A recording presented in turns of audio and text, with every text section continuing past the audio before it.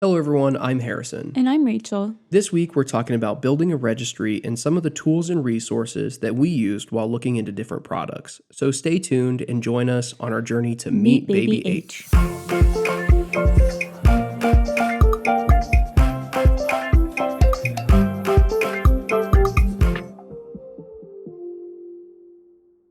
I just have to say that even being able to talk about the idea of a registry means that we're very blessed to be in a situation where our friends and family want to help us establish our parenting toolkit. We know that there are a lot of new parents out there that have to take on that purchasing responsibility by themselves, and having children is not cheap. Towards the end of this episode, we will include some resources for families that are in need of assistance getting the essentials for their baby.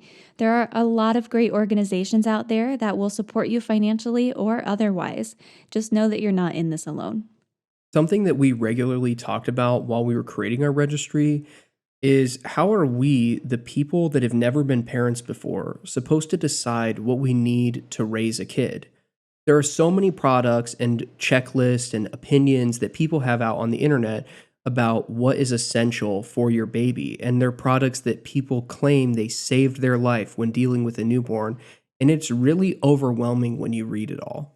I so badly wanted to tell everyone, just buy what you think we need. We have no idea. But I also understand that a registry can help people understand your style preferences and prevent duplicate gifting. A piece of advice that we were given really early on that helped a lot was to take it slow and focus on one product at a time.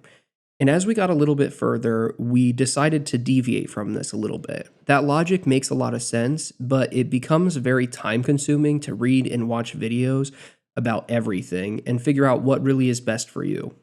You also have no clue what things your baby will adapt well to and things that they won't be able to tolerate. So, personally, I found that asking some of the people closest to us on their recommendations was the best way to get the information quickly.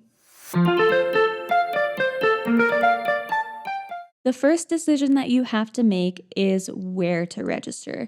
So, we are registered at Amazon and Babylist. And there's a couple things that you have to think about when you're deciding what places you want to register at.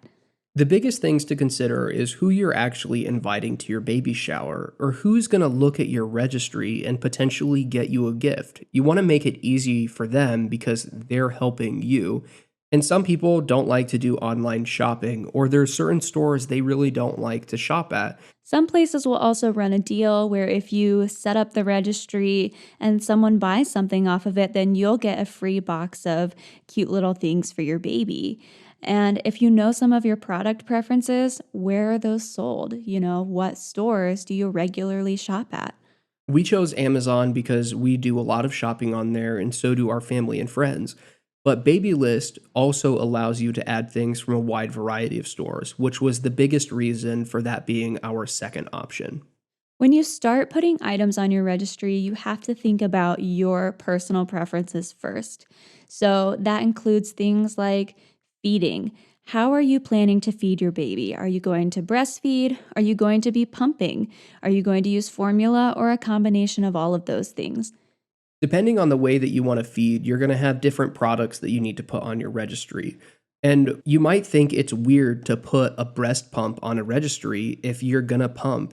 But at the end of the day, if somebody wants to get that as a gift for you, then that's great. So you should just put it on there anyway and not think twice about it. And if you aren't planning on breastfeeding at all, then you don't need to add any of those things like a pump or nursing bras or tank tops, any of those kind of breastfeeding only supplies.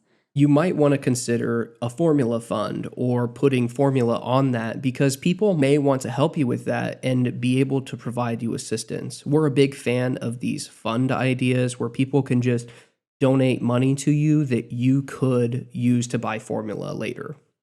And so for us, we're kind of going into this with we want to feed our baby all types of ways. So that's really made our registry kind of bulky in the feeding category. Another big decision you're going to have to make is diapering. How are you going to take care of the hygiene needs of your baby? For some, it's cloth diapering, and for some, it's disposable diapering. and they both come with a wide variety of things that you're going to need. If you're choosing the cloth diapering route, then you're probably going to need a little bit more of the cleaning materials for that. Whereas if you're doing the disposable diaper route, you're going to need a trash can and trash bags.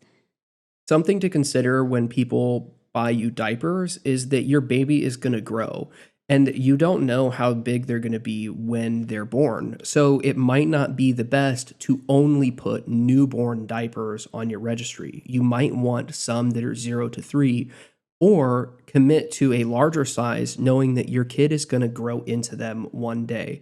But regardless, your kid is going to grow. You also have to think about toys and the type of learning that you want your child to do while they're growing up. There are some really great subscription services out there that will send you age appropriate toys as your child grows. But those do get kind of expensive. So you can also just accumulate toys naturally. And it also depends on where are you going to store all of these things. Right. Do you want a lot of toys now that you're going to use much further down the road, or are you looking to slowly accumulate toys as your kid grows into them? Pacifiers are also a really big topic amongst parents about whether you let a kid suck their thumb or should you use a pacifier or what. And it's a personal decision. You need to decide what you want to do. And for us, we decided that we wanted to do pacifiers. And some people, if they're trying to establish breastfeeding, may not want to use pacifiers because they feel like that may interfere with establishing that relationship. So it really just depends on your situation. You also have to think about the sleeping situation. Is your baby going to be sleeping in your room or are they going to be in their nursery right away? Do you need a bassinet? Are you just going to use the baby's crib? Is it going to be their crib moved into your room, then moved into the nursery? Or what is your situation? There are a lot of decisions you're going to have to make when it comes to building out your registry. And it's important to remember that because you made this decision today, it doesn't mean that you have to stick with that decision for the rest of the time that your kid is growing up. If you decide that you want to do disposable diapers for the first week and then change to cloth diapers, it's not that big of a deal. People want to help you, and so you need to provide a list of items to make it easier for those people to help you. There's also some lifestyle factors that are unique to your family and your pregnancy. So, what season is your baby going to be born in? Ours is going to be born in the fall, but the winter will be very shortly after. There's some items because we know that our kid is going to be born in the fall and winter that we know we don't really need to spend a lot of money on. It's not a huge deal for us to get a bunch of crib accessories or crib options that would be very easy to walk a kid around at like 3 months because it's going to be snowy. So it's not worth it to us. You also have to consider what is the work situation. Is mom or dad going back to work? Is somebody going to stay with them all day? Or are you taking them to a daycare? And do you like to travel? Are you going to be out and about a lot, or are you going to be mostly at home while your baby is young? There are a lot of products out there that are more geared towards traveling, and they have a different set of features they really focus on. Most of them are about packing small, light, easy to carry, whereas things for your house typically can be a little bit bulkier because you're not expecting to set it up and tear it down every day.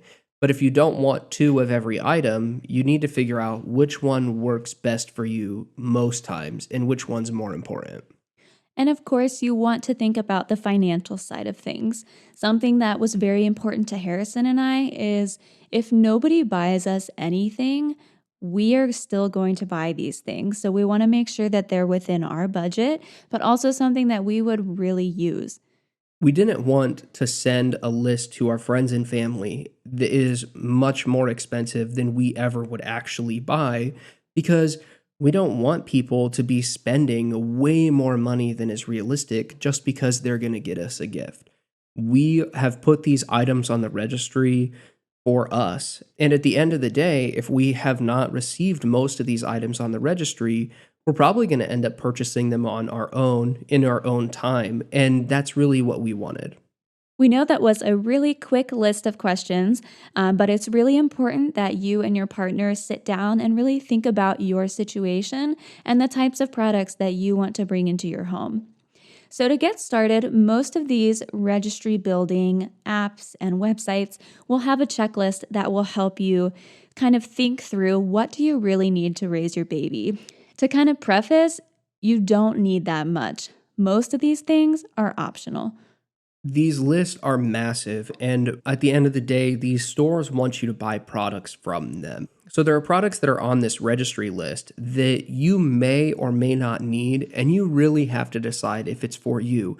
But don't feel bad if you don't put it on the list, and don't feel bad if you end up needing it later. It really comes down to what works best for you and your family. And ask the people around you what they think you need or something that was essential when they were raising their kids. We don't know what we need. We have a vague idea of basics, but there's going to be some little thing that one day we're absolutely going to need, and we're going to have to rush to the store. So you're not trying to put everything that you will ever need to take care of your baby. It's just a good starting place. To give you an idea of kind of how we started adding items to our registry, we're going to go through a few of those big ticket items and things that we thought about when adding it to our registry. The first big ticket item to really consider is a car seat. A lot of people will start considering a stroller before a car seat because they just enjoy looking at them more. You don't really want to think about your time in the car. But the most important thing about a car seat is that it's safe. And you need to make sure you find a car seat that you like that is safe, and then find a stroller that fits that. There's two different types of car seats that you can buy. One is an infant car seat, which they usually grow out of after 1 year. And another is a convertible car seat, which can start out with an infant insert or something like that and grow with your baby. So you only have to buy one. If you're going to get your car seat used, that's totally okay, but you need to make sure that it's not expired because they do expire after 10 years. So you just want to make sure you check that. Another thing to consider is that they have a weight range on them. So if you have a preemie baby or just a very small baby and they're under the lower weight limit, the hospital's not going to let you take them home in that car seat. It's really important to make sure that your car seat is up to date and up to code on all of the safety features. So for us, one of the big things with the car seat was transferability. And so my brother and sister-in-law already are using Graco car seat products, which is the base that my parents have in their car. And we're assuming that my parents are going to be watching this baby a couple times. So we decided to go with Graco because it just makes the most sense as far as getting the baby into different people's cars. After we decided on the car seat, the next thing that we started talking about was a stroller. And there are a lot of really good travel systems out there that basically sell a stroller and a car seat together. But you also can mix and match with some of the brands. The stroller we decided to go with is called the Mockingbird. One of the things that we really like about this stroller is it has a bunch of different attachments, so you can put a wide variety of car seats in it, and Graco happens to be one of them.